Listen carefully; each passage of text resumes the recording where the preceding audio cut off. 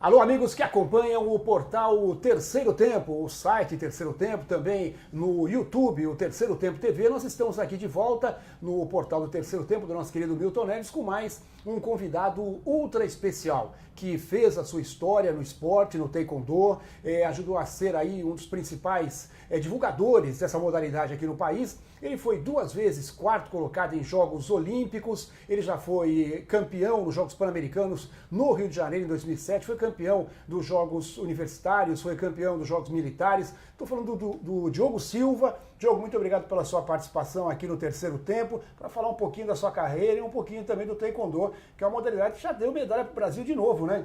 Eu que agradeço, um grande prazer estar aqui com vocês. O taekwondo, ele é um esporte novo, olímpico, né? No ano 2000 que ele tornou olímpico em questão de medalha, porque ele teve o primeiro teste em Jogos Olímpicos de Seul, em 1988. O segundo teste foi nos Jogos Olímpicos de Barcelona, em 92, e em Sydney ele já valeu para o quadro de medalha. Então, o Brasil levou seu primeiro atleta em 2000, que foi a Carmen Carolina. Depois, a minha geração já chegou nos Jogos Olímpicos de Atenas. Então, nós fomos com um grupo que chegou pela primeira vez numa semifinal, que foi eu e a Natália Fanavina. Em 2008, em Pequim, a Natália foi bronze. Em 2012, eu retornei para os Jogos Olímpicos, cheguei na semifinal de novo. Em 2016, no Brasil, o Maicão, de São Caetano, foi medalha de bronze. Então, é um esporte extremamente promissor olimpicamente e hoje a gente já conseguiu alcançar esse patamar. E tudo isso sem muito apoio, né? Sim, o taekwondo, ele é um esporte que as pessoas não tinham ideia de como é que competiam, tinham muitas dúvidas. Então ele levou um tempo para ficar um pouco popular no Brasil. E aí nos Jogos Pan-Americanos de 2007 foi onde as pessoas tiveram acesso, quando eu ganhei a primeira medalha do Brasil, e aí as pessoas, opa, o que é isso? Eu quero fazer. E ali começou uma juventude também a iniciar esse esporte. Só que ele é um esporte que ele oscila muito por uma questão de gestão. Então, a gente sempre tem um bom material, ótimos atletas em nível internacional, mas em questão de gestão a gente sempre foi muito fraco. Então, depois dos Jogos Olímpicos de 2012, alguns atletas que foram se aposentando foram investindo na sua carreira na questão de gestão, porque a gente sabe que se o taekwondo tiver uma boa gestão, seja a gente dentro da confederação do Comitê Olímpico ou no terceiro setor, a gente vai conseguir alcançar onde a gente quer alcançar. E hoje parece que a situação está melhorando, né? A gente teve aí problemas enormes com confederações, muita gente que se eternizava em confederações, que já estão saindo, já estão deixando esse legado, esse trabalho para pessoas que têm mais interesse em trabalhar para o esporte e não para se beneficiar do esporte, né? No próprio taekwondo aconteceu isso, né? Vocês, atletas, tiveram um movimento muito grande contra gestões de má administração, né? Foi. Assim como a Lava Jato teve na política, ela também esteve no esportes olímpicos, e aí aguardar acabar os Jogos Olímpicos para começar as suas atuações. E o taekwondo foi o primeiro. Então, infelizmente, a gente teve que experimentar o resultado que é de uma má gestão, da corrupção, o que ele provoca num esporte. Por exemplo, o taekwondo perdeu o patrocínio da Petrobras, que foi um momento onde o esporte alavancou. Hoje ele tem suas contas bloqueadas, não pode captar recurso. Então, o atleta hoje do taekwondo, por exemplo, ele não pode receber salário. Ele tem 1 ou 2 viagens no máximo por ano paga, o resto eles estão pagando tudo do bolso. Isso é resultado de um processo que aconteceu há 5 anos atrás. Então, assim, por ter experimentado disso, ficou um alerta dentro de uma questão de gestão, de administração. A Polícia Federal está em cima do taekwondo, o Comitê Olímpico passou a se coçar também, porque na gestão deles houve também, então o Carlos Atus Nuno também foi retirado. Então, acho que dentro da questão olímpica, pós-Jogos Olímpicos, eu acredito que esse foi o único legado que nós tivemos, dentro de gestão, de administração. Com isso, o Comitê Olímpico passou a desenvolver o curso de gestão esportiva, pensando em pós-carreira dos atletas, principalmente dentro das gestões das confederações, e alguns outros ex-atletas entraram também dentro desse mercado, porque sabe que é um mercado promissor e que a gente tem perspectiva de futuro. Hoje a gente entra no site das confederações e um ponto importante é o ponto da transparência. coisa que não existia obrigatoriedade nenhuma de você ter uma base de transparência, né? E hoje isso já acontece, quer dizer, é uma grande luta que a gente entende que e vocês atletas é que foram responsáveis também, porque vocês brigaram muito, lutaram muito por isso, né? Foi. Infelizmente a gente fica nessa montanha russa, né? A minha geração que veio de 2004 até 2012 foi uma geração que abriu as portas, então não havia necessidade dessa geração que de 2012 a 2016 poderia somente explorar aquilo que nós já tínhamos conseguido de base, retornar para o zero para poder subir de novo. Então essa geração hoje praticamente ela já está condenada para os Jogos Olímpicos de Tóquio, e aí a perspectiva é para 2024. Então a gente está fazendo um trabalho hoje para ter o resultado lá em 2024, porque em Tóquio praticamente o resultado de 2016, que foi arrasador em quase todas as confederações brasileiras, foi extremamente impactante para eles. E mesmo assim a gente vê o talento, né? Que o Michael conseguiu uma medalha já praticamente no penúltimo dia dos Jogos, né? Que não era esperada, não era um prognóstico, né? Para você ver o talento, mesmo com essa falta de apoio, com essa falta de verba, com tudo que foi feito, mesmo assim o Taekwondo foi lá e conseguiu mais uma medalha, que foi a do Michael. E por falar em Taekwondo, a gente sabe que você começou bem cedo, né? Se apaixonou pela modalidade, só que eu queria saber o seguinte, existe aquela hora que fala que você entrou porque você gostava de dar os golpes imitando os filmes que você via de ação, né? Exatamente. Mas também se fala que a tua mãe também aproveitou um pouquinho para você parar de brigar na rua, né? É uma só ou são as duas? São as duas, os dois casos são verídicos. Eu sou da cidade de São Sebastião, litoral norte. Então, minhas brincadeiras eram nas ruas com as crianças. Então, academia, esse universo de São Paulo, de academia, de clube, isso praticamente não existia. E eu via muito filmes de lutas, então na época era o Bruce Lee, era o Van Damme, que foram as grandes estrelas do cinema, o Jack Chan. E aquilo, eu falei, nossa, eu quero aprender a fazer isso, como é que eu faço? E de tanto pedir para minha mãe, eu tinha 7 anos, minha mãe, olha, vamos no único clube que tem na cidade, vamos ver se lá tem. E aí lá tinha judô, eu vi o judô, mas o judô não chutava. Eu falei, não, eu quero alguma coisa que chute. E aí tinha capoeira, eu falei, não é bem isso. Quando eu vi o taekwondo, eu falei, nossa, é esse esporte que eu quero fazer. E então, assim, sem perspectiva nenhuma de ser um competidor, de que isso ia ser minha profissão, começou por essa curiosidade. E para minha mãe foi extremamente importante, por quê? Porque isso canalizou essa energia que eu tinha.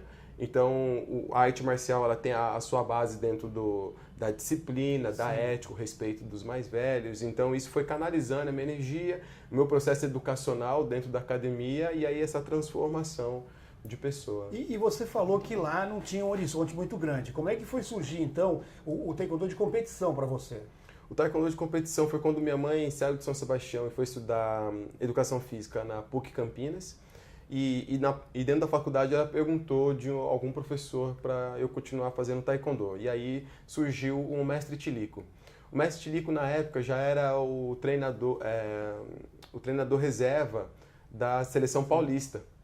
E então ele já tinha um foco em competição. Então quando ele me viu, ele falou, opa, esse garoto é promissor, vou começar a lapidar. E aí que começou a minha história dentro do universo competitivo. Então eu tinha 11 para 12 anos quando eu entrei na academia dele, nós ficamos juntos até quando eu tinha 22 anos, praticamente 10 anos. Então com ele eu conquistei meu primeiro título, que foi o Campeonato Mundial Júnior, que eu tinha 16 anos, e dali Jogos Sul-Americanos, Jogos Pan-Americanos, e aí fui para os Jogos Olímpicos de 2004 em Atenas. Então o mestre Tilico ele me acompanhou do início até o primeiro Jogos Olímpicos. Agora, Diogo, você falou do Mundial Júnior, você já tinha 16 anos, mas antes disso, qual foi o momento que você lembra que você, de repente, parou, pensou e falou assim, pô, eu acho que eu dou pra coisa mesmo, eu acho que eu posso seguir porque eu tenho condição de ser alguém forte nessa modalidade. Quando é que foi que você, de repente, começou a perceber isso? Foi exatamente nesse Campeonato Mundial Júnior. O Campeonato Mundial Júnior, ele iniciou em 96, foi onde teve a primeira edição. Eu fui em 98, então eu fui na segunda edição. O Brasil não tinha medalha até aquele momento. E eu cheguei na semifinal, pegando a primeira medalha de bronze. E depois mais 2 amigos, outro pegou bronze, outro pegou prata. Então foi a primeira geração que trouxe medalha para o Brasil.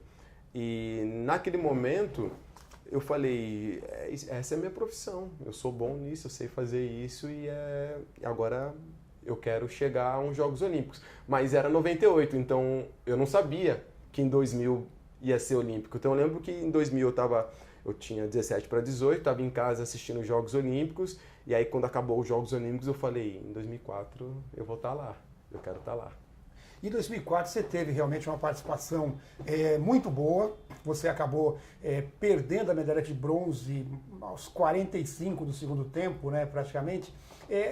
Eu particularmente coloco que um atleta olímpico chegar em quarto lugar, chegar entre os 10 maiores do mundo, ele já é realmente um herói, principalmente aqui no Brasil, que a gente sabe da condição, né? Para você, como é que foi aquilo? A frustração de não ter a medalha ou a felicidade de chegar numa semifinal olímpica? Você queria tanto isso? A mistura, ela é... Na verdade, essas duas misturas elas vão estar sempre muito próximas. Eu acho que assim, vamos pensar numa grande surpresa, como se a gente visse a China chegando na semifinal da Copa do Mundo de Futebol. Todo mundo fala, nossa, a China na Copa do Mundo de Futebol. Era um brasileiro chegando numa semifinal olímpica. Nenhum brasileiro nunca tinha chegado. Então as pessoas assustavam. Nossa, mas quem que é esse garoto? O que ele está fazendo aqui? Então, dentro dessa perspectiva, isso foi um grande sucesso. Agora, dentro da minha perspectiva pessoal, eu precisava daquela medalha para mudar a minha vida, né? Eu era um garoto da periferia de Campinas e tinha mal uma condição de pegar um ônibus para ir para o treino todos os dias, então para mim era extremamente importante uma medalha olímpica, porque dali eu poderia dar uma reviravolta.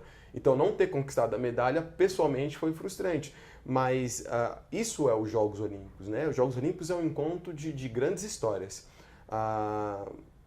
mas é uma pena que só 3 podem sair de lá com uma medalha, mas... Depois, quando fui amadurecendo, eu entendi que o fato de estar nos Jogos Olímpicos é uma grande conquista, o fato de ser atleta no Brasil é uma grande conquista, de caminhar com ética, caminhar corretamente. Então, hoje eu me sinto muito vitorioso por outras conquistas. E a gente sabe que existem alguns esportes que eles são definidos numa decisão de arbitragem.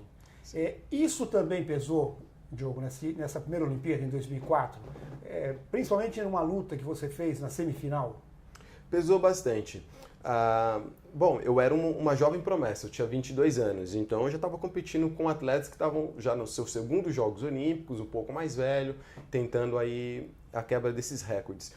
Eu lembro que eu fiz minha segunda luta com um atleta do Irã, que era a principal referência da minha categoria, que é o atleta Hadi Said, e ele foi o campeão olímpico.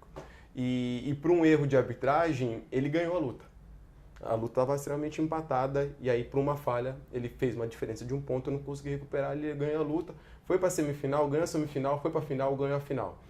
Então, os erros de arbitragens, ele acontece e ele tem um pêndulo.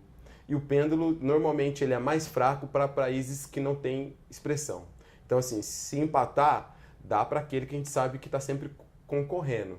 Então, dentro desses pêndulos, eu sempre me senti prejudicado, porque o Brasil não tem força política, né? Porque ao redor dos Jogos Olímpicos é uma grande disputa política, é uma concorrência das grandes potências mundiais, é uma concorrência de números finais de medalhas olímpicas, então se está faltando uma medalha para a China ultrapassar os Estados Unidos e a China vai lutar com um brasileiro, brasileiro, me desculpa, mas você é menor do que isso. Então, eu passei inúmeras vezes por esse momento. Então, com a Coreia do Sul, na semifinal, a Coreia do Sul não tinha medalhado ainda no Taekwondo.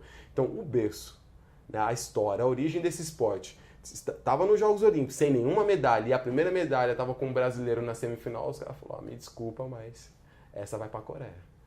Mas aí já não teve tanto o erro da arbitragem, né? Talvez você já tenha... Não, eu não conseguia. Aquele coreano realmente era algo fantástico e a gente sabe respeitar os nossos adversários quando eles são realmente mais competentes. Aquele coreano foi mais competente, mereceu aquela medalha de bronze e os Jogos Olímpicos de 2004 foi isso. Totalmente diferente do que foi os Jogos Olímpicos de Londres. Né? Os Jogos Olímpicos de Londres eu já entrei na cabeça de chave, entrei como os 5 melhores do mundo. Cheguei na semifinal com a possibilidade de ir para a final e aí encontro de novo quem? Irã. Irã e Coreia do Sul são as grandes potências que disputam o ouro olímpico, na minha categoria, que é o meio médio. e que o iraniano empatou, foi para a decisão da arbitragem. Então ali Esse foi pior, né? é o pêndulo que pesa. Né? Então o Irã tem força política, o Irã concorre a grandes medalhas e o Brasil não, o pêndulo foi para o Irã. Esse é o peso pior ainda, né? Do que esse 2004, foi, né? Porque 2004, um erro da arbitragem, é discutível. É um erro discutível, como a gente fala no futebol, quando existe algum erro de interpretação. Claro que nem você está falando e a gente entende. A interpretação é muitas vezes maior para o mais forte do que para o mais fraco. Mas quando termina empatada, e aí vai se tomar uma posição, é mais doído, né? É mais doído. Por exemplo, os chefes de árbitros e os árbitros que fazem a luta, eles não escolhem do mesmo país que estão competindo e às vezes evitam do mesmo continente.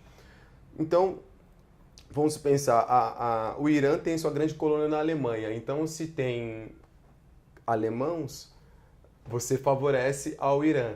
Então, é uma coisa que, às vezes, assim, está muito distante do olhar do brasileiro, de quem não é competidor, mas é quando, se for pensar no futebol, se tiver o técnico de vídeo brasileiro, ou argentino, ou colombiano, que está acostumado a ver o futebol brasileiro, está acostumado com a cultura do futebol brasileiro, e é ele que tem o poder de decisão. Vamos dizer que, por exemplo, um jogo da França, no futebol, não pode ser francês, não vai ser europeu, mas de repente colocam um africano, que a França tem no time, metade do time. 80%, né? Mais ou menos isso. Isso pesa.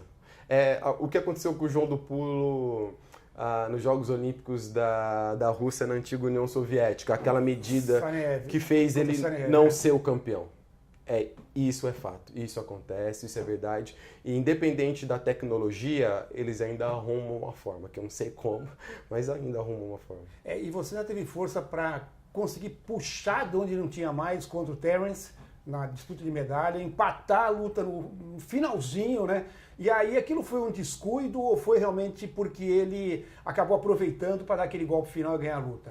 O Terence, ele é conhecido como TJ e dentro do ciclo olímpico, né, que ele foi de 2008 a 2012, nós fizemos 3 disputas de medalha. Uma foi no Campeonato Pan-Americano, outra foi nos Jogos Pan-Americanos do México e a outra foi no Universiade. Então eu ganhei dele no Pan-Americano, perdi para ele nos Jogos Pan-Americanos e ganhei dele do Universiade. Então assim, a nossa concorrência era direta. Um conhecia o outro, um sabia o que o outro ia fazer, então foi uma disputa leal, assim, o que me deixa orgulhoso. Foi leal, ninguém tirou vantagem, e aconteceu o que os Jogos Olímpicos acontece, né? É um segundo, segundo, é um milésimo. Eu lembro que eu saí com uma diferença de 4 pontos e fui buscando, faltando 10 segundos eu empatei a luta, eu olhei no placar, faltava mais 5 segundos e eu falei, vai pro ponto de ouro, que é o Golden Point, que é quando empata, né? Prorrogação. Ele fez um movimento, só que o Taekwondo é tão rápido que a gente consegue decifrar alguns movimentos. Então, pela postura do corpo, a elevação do joelho, eu falei, então é um golpe que vai vir embaixo. Ele deu 3 chutes em 2 segundos. Eu defendi 2 e o terceiro não deu tempo. Pum, aconteceu. A gente está conversando com o Diogo Silva, que é o nosso grande campeão de Taekwondo. Em 2008 você acabou não indo, você se preocupou mais com o Mundial, né? E também a medalha de ouro no PAN do Rio de Janeiro já acabou sendo realmente um importante para você naquele ciclo de 2008? Foi. Os Jogos Pan-Americanos do Brasil, ele revirou minha vida, né? Eu tinha na época um treinador sul-coreano, então a minha base de treinamento foi muito na Coreia do Sul, na Europa, alguns países da Ásia. Eu fiquei muito pouco assim na minha casa, no Brasil. Então a gente ficou muito concentrado nos Jogos Pan-Americanos. Os Jogos Olímpicos era, se possível, vamos pensar nele, mas o PAN no Brasil é fundamental. E quando eu ganhei o PAN no Brasil, 3 meses ou 4 meses, 3 meses depois eu tinha o pré-olímpico para os Jogos Olímpicos de Pequim. Minha vida virou do avesso. Porque daí a ascensão foi muito grande, eu não conseguia mais treinar, não conseguia mais me concentrar, ninguém do departamento do Brasil, da delegação do Brasil, nunca tinha passado por isso, eles não sabiam o que fazer, assim, deixa o Diogo ir, não deixa, mas a oportunidade do esporte aparecer que nunca apareceu, o que a gente faz, mas os Jogos Pan-Americanos... Você fala de gestão, né? Não tinha ninguém preparado para assumir esse tipo de conquista. Exato. E foi o que aconteceu com o Gabriel Medina. Exatamente, assim. As pessoas nem assistiam surf direito, viu que ele foi chegando, ganhou, virou a vida do avesso. E a minha virou do avesso, só que 3 meses depois eu tinha disputa da vaga olímpica e aí ficou praticamente impossível. E eu concentrei também em que era uma oportunidade de eu poder adquirir coisas, né? Nossa carreira é extremamente curta. Ela dura de 10 a 15 anos no máximo. Então, depende do esporte. Depende, né? Do esporte. Alguns bem menos. Alguns bem menos. Então, eu tinha 25 anos na época, eu falei, eu preciso aproveitar dessa oportunidade, eu vou continuar, eu ainda tenho uma carreira brilhante pela frente, mas eu tinha que optar. Né? E eu optei pelo retorno que os Jogos Pan-Americanos me deu. E aí, a partir disso, como é que foi a tua vida em relação fora do esporte? Eu sei que no esporte, hoje em dia, ganha dinheiro o futebol. Em outros esportes, outras modalidades, você sobrevive. Mas você conseguiu, com o esporte, montar alguma coisa? Você conseguiu ganhar alguma coisa que te deixasse mais tranquilo até para esses próximos, os anos seguintes? Sim, eu acho que o esporte, praticamente, a gente nunca vive tranquilo. A gente sempre... Claro. A gente... pega com uma mão e solta com a outra, né? Então, eu sempre fiz um planejamento. O meu foco até os Jogos Olímpicos de Londres era conquistar títulos, entrar para a história. Então, assim, entrava dinheiro, eu falei, vou treinar na Europa. Entrava investimento, estou indo para a Ásia. Então, praticamente, eu gastei 80% de tudo que eu consegui em treinamento.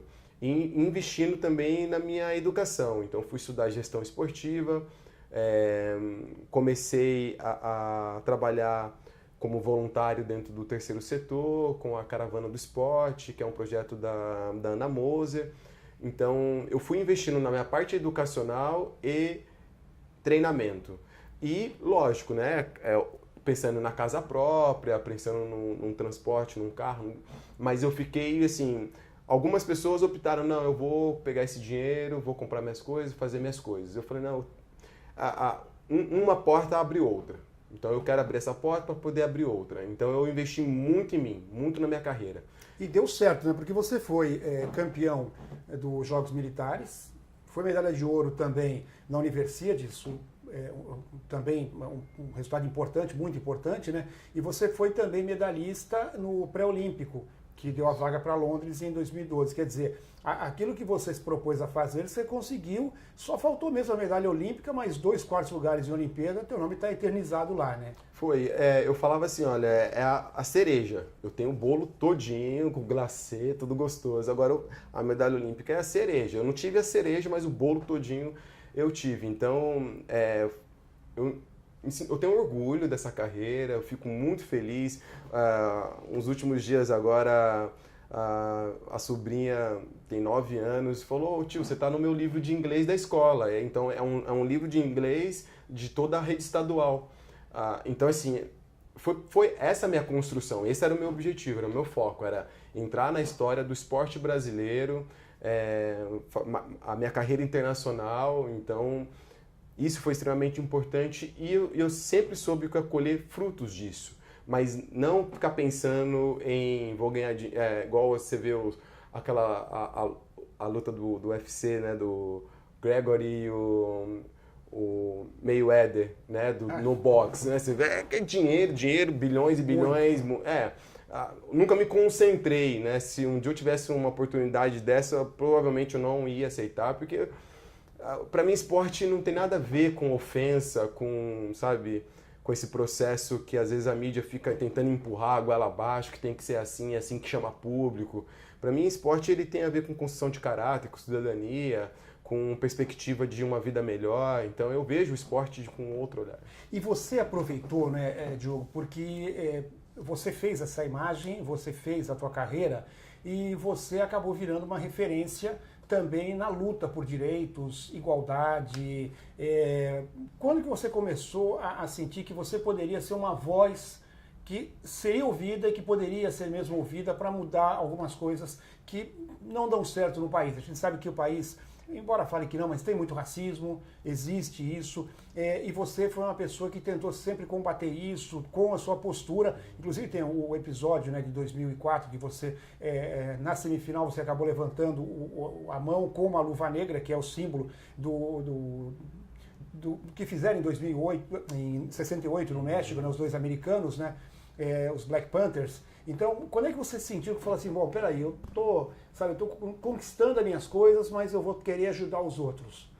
Eu tive uma infância muito gostosa, porque eu estava no litoral, então no litoral não tinha esse olhar de preciso de um tênis, preciso de uma roupa de grife. Minha roupa era chinelo, uma bicicleta e um shorts, essa era a minha riqueza. Agora, quando eu fui para Campinas, que veio um grande choque, o choque de metrópole, né? Então, ali eu comecei a sentir perseguição, uma perseguição alheia, só pelo fato de ser pobre, ser negro, estar na periferia, e até que chegar um momento que comecei a sentir risco de vida, né? E aí aquilo começou a me preocupar, e aí eu percebi que o esporte me dava uma voz de falar sobre aquilo, né? Assim, as pessoas que parecem comigo estão morrendo porque alguém diz que essa é a imagem do bandido. Então, as pessoas nem sequer querem saber, atiram, depois perguntam, né? E as pessoas estão morrendo. E eu tinha muito medo disso. E aí eu comecei a colocar esse questionamento publicamente, porque o esporte me possibilitava. E com o decorrer do tempo eu falei, eu tenho que continuar. Independente depois que essa carreira encerrar, aquilo que eu vou dar continuidade, isso precisa fazer parte, porque essa é uma defasagem do nosso país, esse é um olhar do nosso país, né? O nosso país ainda tem um olhar de colônia, né? Do imperialismo mesmo, né? Da ideia eurocêntrica. Então, eu tinha um papel fundamental para que isso pudesse se reverter. Então, uma coisa que deu muito impacto, que quando eu ganhei os Jogos Pan-Americanos de 2007, eu tinha o dread, de cabelo bem comprido. Nossa, a quantidade de pessoas que me agradeceram por conta disso, porque assim, era uma imagem que as pessoas não viam. Então, quando as pessoas passaram a ver, eles tinham uma referência para falar, olha, tem um garoto lá, isso não tem nada a ver, o cabelo é só um cabelo. Né? Não tem que misturar as coisas. Então, aí eu comecei a me interessar pelos projetos sociais. Então, quem me fez esse despertar foi o projeto da Ana Moser, que é a Caravana do Esporte. Depois que eu ganhei os Jogos Pan-Americanos de 2007, eles me convidaram para fazer uma caravana. Eu participei da caravana e fiquei extremamente emocionado com o que vi. E durante 10 anos eu fui voluntário. Até o ano de 2017, acabou os Jogos Olímpicos de 2016. O ano de 2017 eu fui para a África.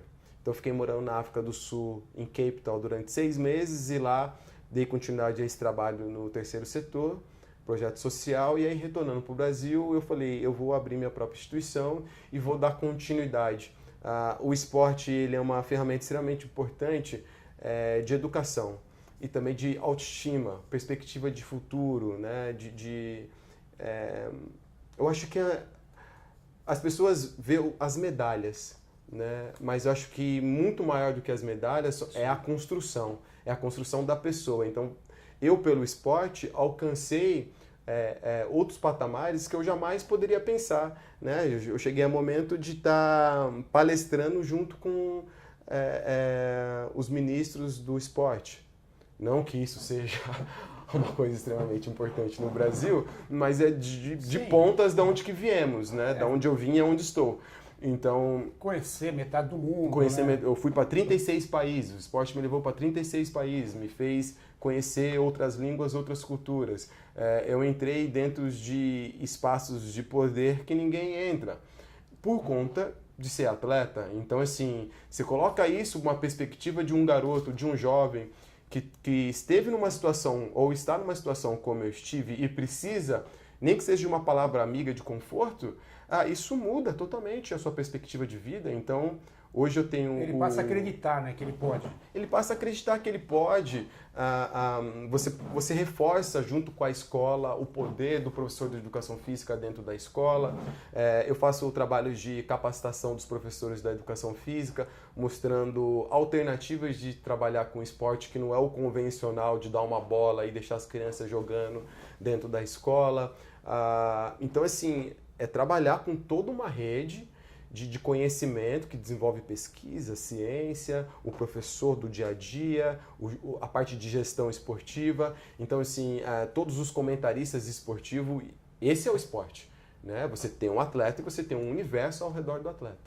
E agora você tem, em cima dessa intenção que você sempre teve desde o meio da carreira, você está com esse projeto para ser iniciado também lá em São Sebastião, onde você nasceu, né? Isso, eu fundei agora o Instituto Massai, que ele vai trabalhar com esporte, educação e cultura. Dentro do nosso planejamento, o nosso primeiro polo vai acontecer na cidade de São Sebastião ou Ilhabela. Nós estamos entre essas duas cidades, possivelmente São Sebastião vai ser a primeira, onde a gente vai, é a nossa primeira sementinha.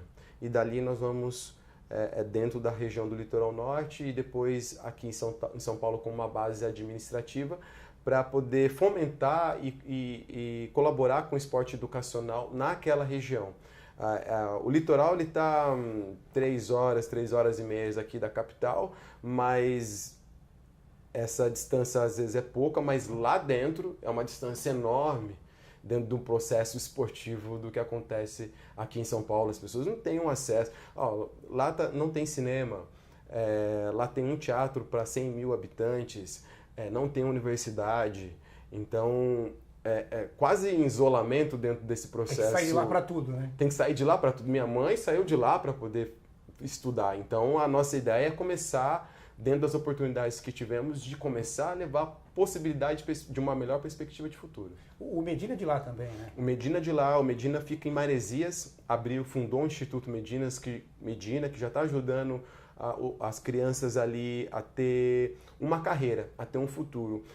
Antigamente, naquela região, antigamente não, hoje ainda assim, tem duas perspectivas de vida de sucesso lá. Uma é ser caseiro e a outra é o público, ser funcionário público. Quem não está nesses dois universos, eles não acreditam que pode ter uma perspectiva de futuro. Pescar também, né? Só que hoje com a pesca artesanal que a gente fala, está sendo engolida pelas grandes indústrias, né, que vem com uma rede destruindo tudo pela frente. Né?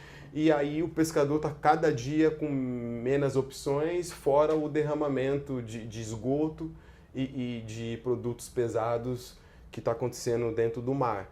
Então, assim, a gente tem que atuar, né? Principalmente de quem obteve sucesso daquela região. Se puder voltar e retornar e criar possibilidades de emprego, acho que a gente tem que fazer, porque minha família toda está lá.